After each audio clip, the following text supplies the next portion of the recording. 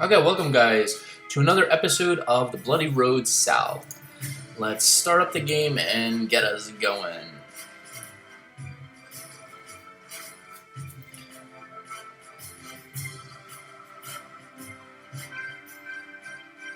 Alright, so last time we left, everything was kind of falling apart, so wasn't good. So let's see where we're at.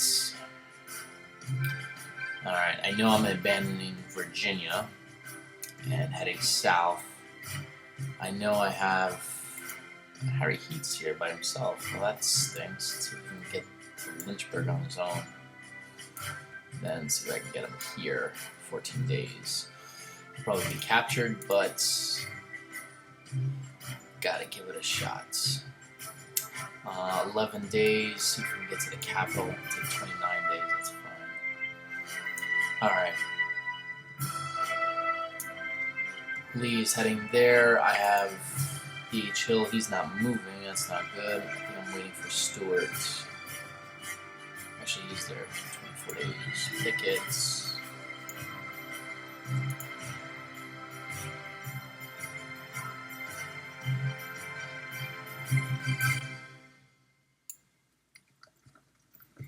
Alright. So let's see. That's all my moves for Virginia. And see what we're doing here. I have J. Johnson's army very close to Savannah, hooking up with Beauregard's 12th Division, and they'll move into the Carolinas to start our defensive. So generally what I'm going to do is hold here in Barnwell, South Carolina, and I'm going to hold here.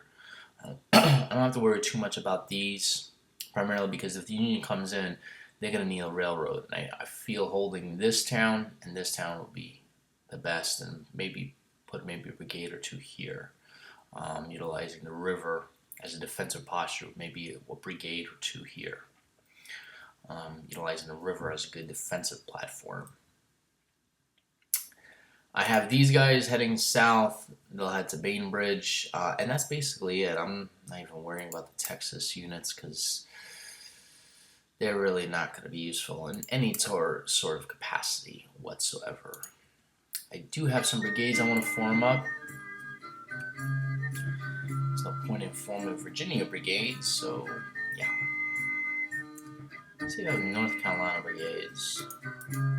Or South Carolina. Sharpshooters. Maybe I can form up one more brigade in Virginia. Actually, forget, there's no point. I'm going to just set up the sharpshooters. 1, 2, 3. A lot more cash. Make another brigade. I mean division.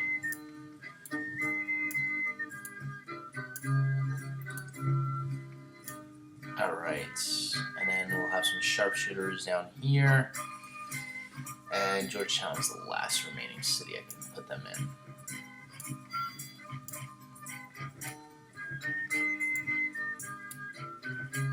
Come on. Alright, I have $161. I should probably save it. And I don't know if that's a brigade. We shall see. We shall see. Alright, so that's basically it, guys. We're going to do the next turn and see how this war ends. It's probably going to end pretty badly. Alright, next turn.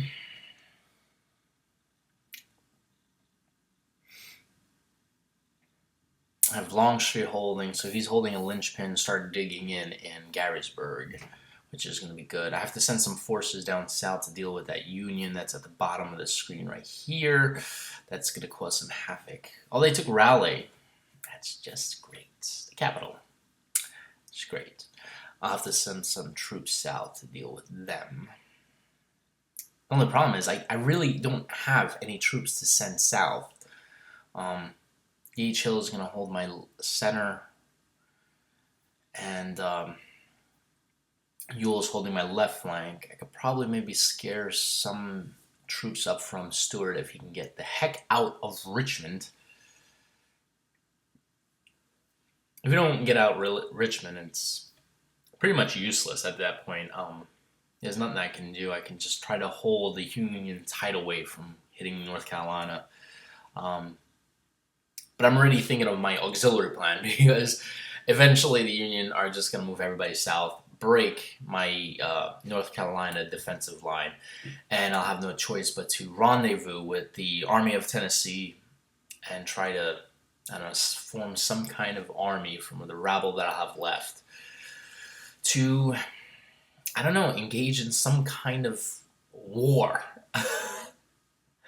If you can call it that. It'll be the whole Union Army of the West and of the East surrounding the last known Confederate army.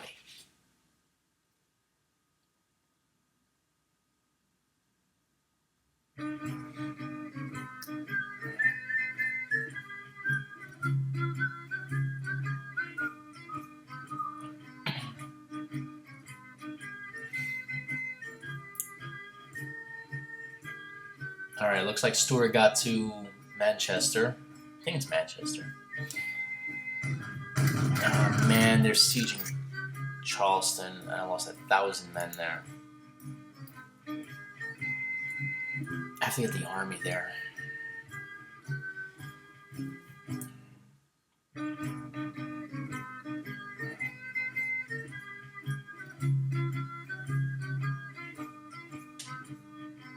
Oh man. Ewell didn't get there in time. Bloody heck, Sheridan just took Oxford. Damn it, dude! I have no choice now but to send Ewell and Longstreet against Sheridan. How is he so slow, man?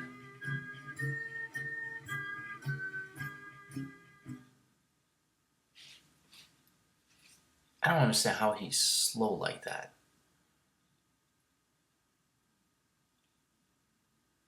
Come on, Wallace's detachment has arrived. Confederate defeat in Sumter, Texas. Alright, there's Stuart. Come on. Johnston just got to Savannah. Savannah and Atlanta. Army of Ohio is in South Carolina. It's good to know there's a whole army in South Carolina.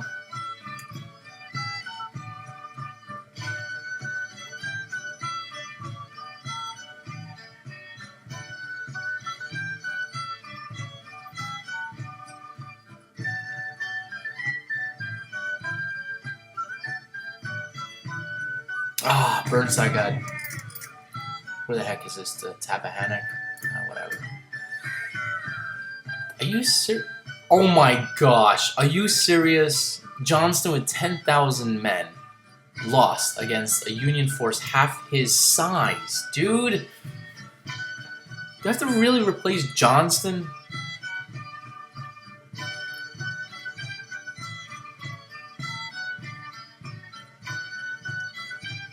I can't believe Johnston lost.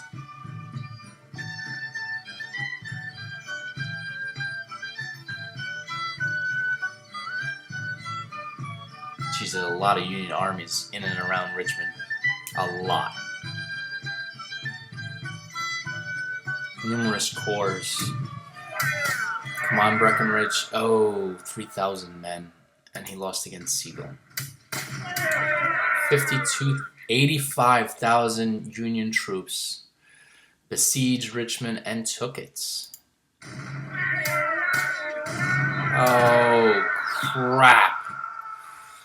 Well, the whole corps under Hill faced off against Burnside's 20,000 men, and we lost. Well, there goes the Confederate Army. Let's just be honest. At this point, it's over. Stuart is gone. His corps has just been shattered. Whatever remains I had of that corps is gone. I have Ewell and Longstreet, two remaining corps that are left intact. Ewell just got to Oxford. Come on, Ewell, you gotta finally The last Confederate victory. I'm going to take a screenshot of this because this might be the last one. A long time. Oh man, the Army of the West got cut off from Texas. That's great. Not good. Not good at all. I have Polk heading up to Savannah as quick as he can. And I'm just going to have to surrender Stuart. Lynchburg is fallen. Stuart lost again. Whatever forces he has left, around 3,000. His army is completely shattered at this point. Hill's force is pretty much gone. I don't even think they exist anymore. Whatever forces I was able to pull out there, that's all I have.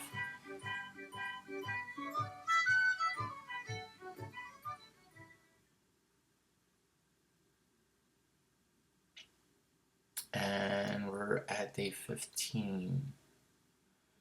Alright, so it looks like Sheridan's encamping his soldiers on that side. Keep it there, buddy. Keep it there. Don't even dare come across, or you'll give you a nice little treat. Alright. Come on, Yule, give me some good numbers here. I need at least 13. Good, that's very good. Alright, Yule has 13,000. I'm developing a massive force of sharpshooters, which is always a good thing to have sharpshooters. First North Carolina. Ooh, I have a whole division here. And guess who's going to lead them? My old man, George Pickett. I think. We'll see, actually. Henry Heath is a lot better, actually. So I'm going to send Heath there. And see if I can get George Pickett to actually... Pickett's going to command some of those troops. Alright, Longstreet. Jeb Stewie's entire force is gone, man. It's over. Done. You're going to command that, right? Your little army of 10,000 men. Longstreet's holding the right flank with 17,000 men. This is not really going to make much, because at this point, 17,000 men, if they hit 85,000 men here, it's over. I don't even have the railroad to transport those soldiers anywhere. I'm thinking of sending Rhodes, maybe, some forces south. I have 2 effective divisions here. These forces are in bad shape. Stonewall Brigade. Stonewall Brigade's in this. Interesting.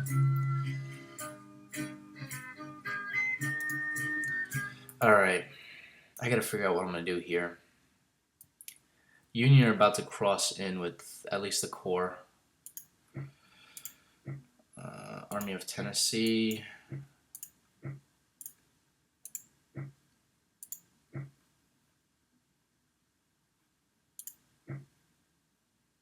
$5,000 men is left of the Army of Tennessee.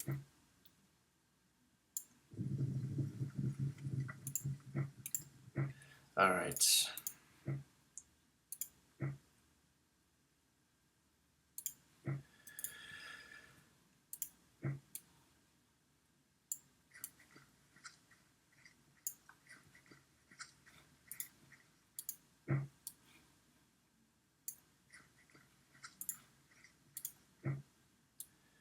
Once you get there, I want you to just chill.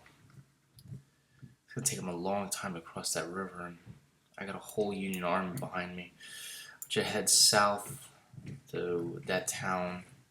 I know these troops are in bad shape. Maybe I should just hold as a last resort. I can't even cross this bloody river in time.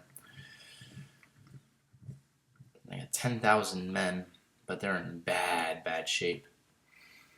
But I figure if I cross this river, I can get them between Geary's force. Come on, man, you gotta go.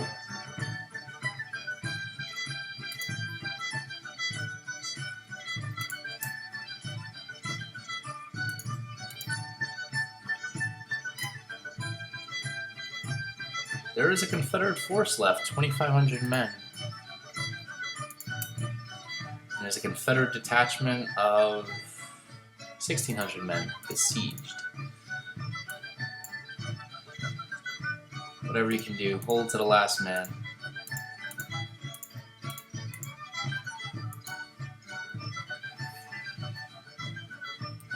So the problem I have is I'm thinking perhaps I should unite this big Confederate force. I still have some weight behind them.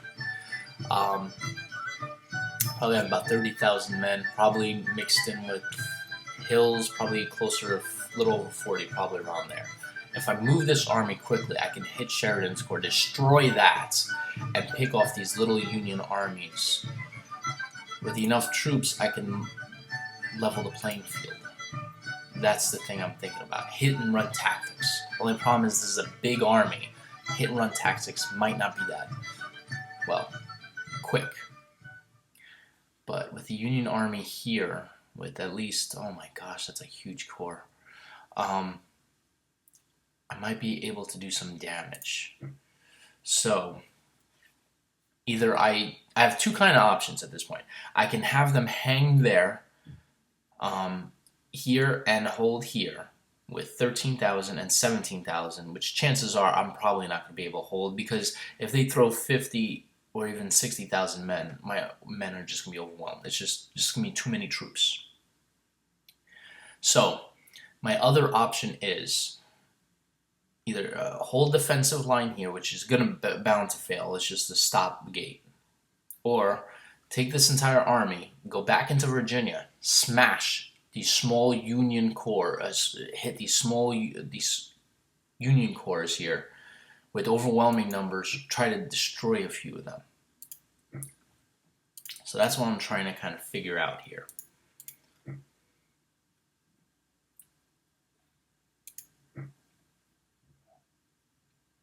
So I would have to unite Longstreet and Ewell, and we'll have to kind of go after Sheridan. The question is, will he stay put? I'm going to have to think about that. Actually, there's not much more to think about because I'm pretty much out of turns here. So I have to make that decision right away. Longstreet, how are you? These corps are in very good shape. I can act. But I think we should do it. Full assault, General Ewell. Full assault.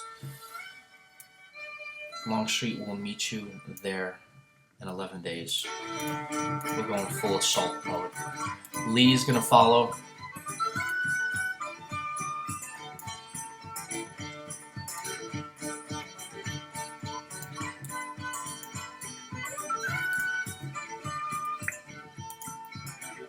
And Hill is gonna stay behind, get his corps back together.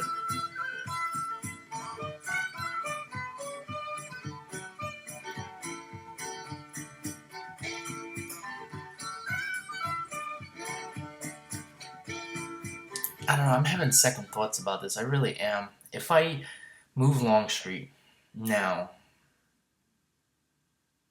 by the time he gets here, he's gonna be weak. It'll be a good opportunity for him to smash into my units.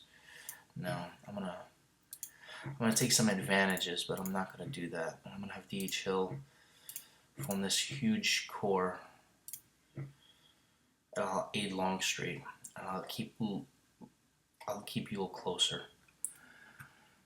I'm not gonna go on the offensive. I'm gonna have Ewell attack him there, just so I can destroy Sheridan's corps, because that's something I really want to do. Actually, you know what? I shouldn't do that. How about I send Kempa or Evans south? Still have time. Yeah, let's do that.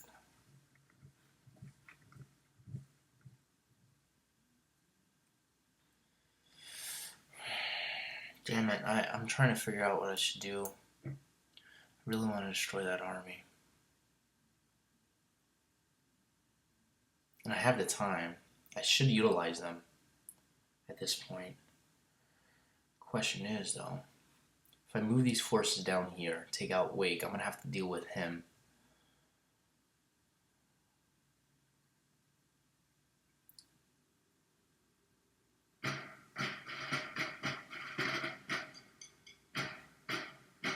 Yeah, let's send him down.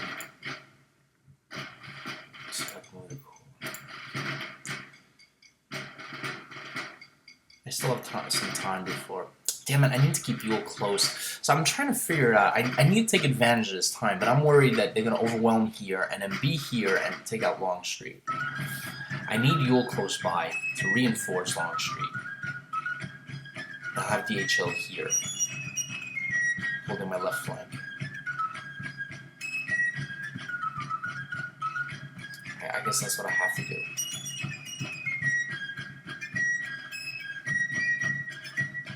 So really not much I can do about this army here. You know, I'll get J.E. Johnson to come up. Screw it.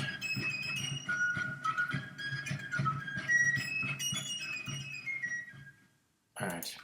I guess there's not much else I can do. I'm just going to move Ewell into Campbell and destroy Sheridan. Just because I want to kick the shit out of Sheridan. I feel we should take advantage of this time.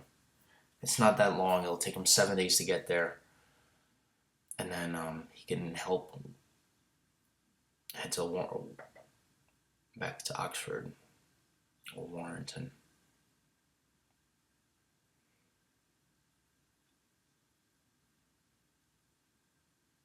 I should go liberate Raleigh, though. I really should.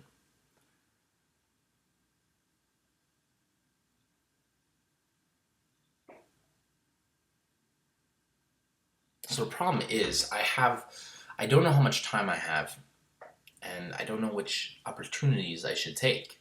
I have Ewell with a good 13,000 men. I want to pick off these small Union corps while I have time. Destroy them, get some morale in, take some supplies, and just basically get some revenge, in essence. I was thinking I was going on the offensive and go after taking Longstreet and Ewell, but if I do that, by the time they get and attack some Union corps, they're going to be exhausted morally and organization, and then eventually that huge monster of 80,000 men force is going to come and destroy whatever I have left. And they already just they're very close to destroying my whole fortifications there. Oh crap, Howard just how the heck does I didn't know he had 22,000 men. Oh, he brought him down. Damn it. Damn it. Well, that army's gone. The army of Tennessee. I should just call it quits at this point, guys. Because honestly, without the army of Tennessee, I literally can't hold any defensive campaign in South Carolina. There is no way I can pull any more forces from Lee's army, which is already bare bones as it is. So I have to have Johnston with whatever forces he can. He needs at least 20,000 to defend South Carolina properly. He just lost, I think, about 3,000. I forgot what the losses were, but they were pretty bad. It looks like Sheridan got the heck out of Dodge. So I just moved Ewell there for no apparent reason. Last Confederate victory in Virginia. Good, I finally got a victory.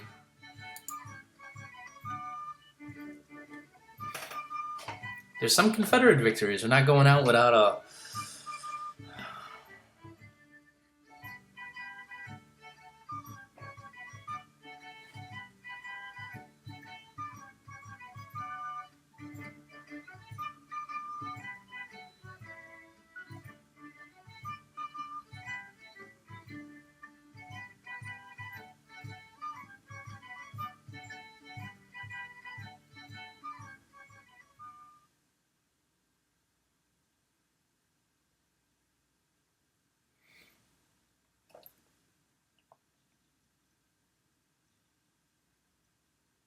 Damn it, Sheridan got the heck out of Dodge before I was able to go after him.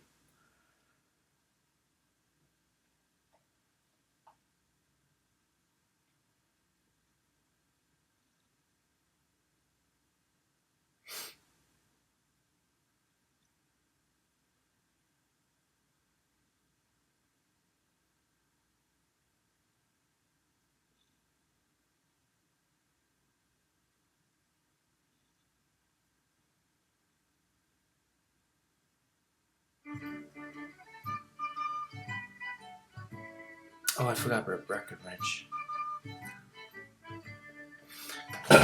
He's basically on his own. There's not much he can do.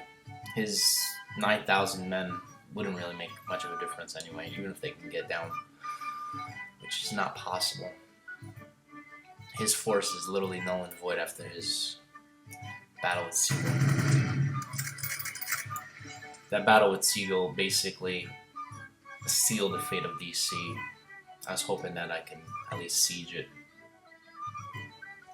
It's just kind of pathetic with 10,000 men. I mean, considering it's all I can actually siege DC with.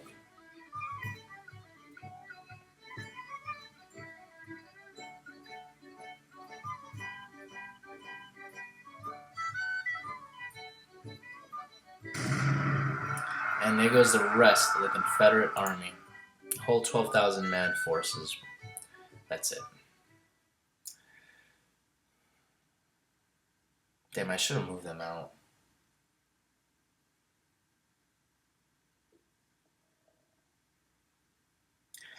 And Richmond is now under the authority of the Union. The war has officially ended. Officially.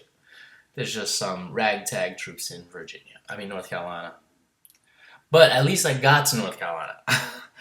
You know, I made sure that way was open. I have forces digging in. There's still some Confederate territory unoccupied. That's good. Always a plus.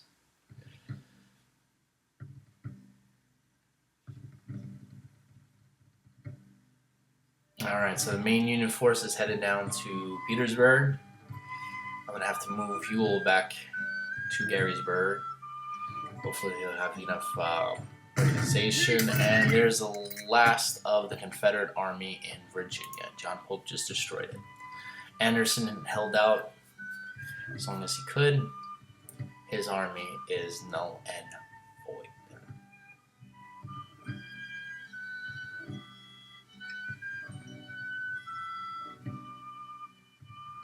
Oh, actually, he retreated to City Point. He still has a force. Interesting. Longstreet's in really good shape. He's ready to start a fight. Well, I guess that's it. The Confederate flag is officially rolled up. And I lost. Well, there goes, guys. I actually called it. The game was officially over when I lost Richmond. I was close to Sheridan, though. Lee has struck the tent. The war is over. I'm going to end it here because I'm not going to keep going on. So this is basically the last episode of the Bloody Road South live action review. And it's basically over primarily because the Army of Tennessee, whatever was left of it, is down to 6,000 men. That's in... Wait, actually, is that including the Carolina Department? Wow, he had like 10,000 men. There's nothing now. Is basically down to like, I don't know, less than 8,000 men. Even if I get Polk's troops, which are completely disorganized and would need weeks to get back together, there is no way ever would they be able to deal with Howard's whole corps, which is 20,000 men. I do have some forces here. You know, a good 18,000 men, but considering that there's about 80,000 men here, it was just over. I mean, majority of the cities here. I lost Raleigh, Greensboro. I lost Columbia, Charleston's close to being lost. The whole southern part of South Carolina is being destroyed. The army that I was tasked to liberate South Carolina and defend it is destroyed. In essence, is less than 8,000 of them, which basically makes them null and void. Lee had the last standing official Confederate army. This man here had a total of his army, which was he had, let's say, 13,000, 13, and this guy had, let's say, 19. So how much is that going to be? 20, let's say 32, and then you're figuring, let's say ballpark at around 49,000, which is still a huge Confederate force considering the rest of them are like 4,000. Biggest one I had was around 10,000. That's all the way close to by E.K. Smith. So Lee actually did really good, considering that, you know, large Union force that overwhelmed him. I mean, considering they had 2-1 or 3-1 or some odds, he held out, which was really good. So that's basically it, guys. I'm going to just review all this stuff, see if there's anything juicy in here that I can go over. I should probably increase the railroad pool. That was my stupidity. Move to capital Atlanta. I should. Atlanta's gone too. Yeah, Atlanta's gone too. I should have paid more attention to this.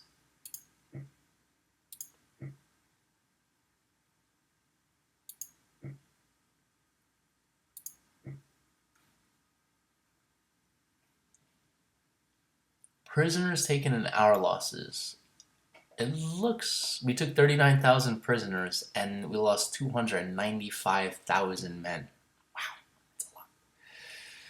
They lost 365,000 men. I'm going to take a pic of that, showing that I inflicted over 65,000 more losses on them. It's interesting. And basically, the Union got all their objectives, except Charleston, which was close. El Paso was their objective, really. And that's basically it. Alright, guys, that ends this long saga of the Bloody Road South. I plan to do another series, hopefully, in the future with the Civil War II. I really enjoy this game.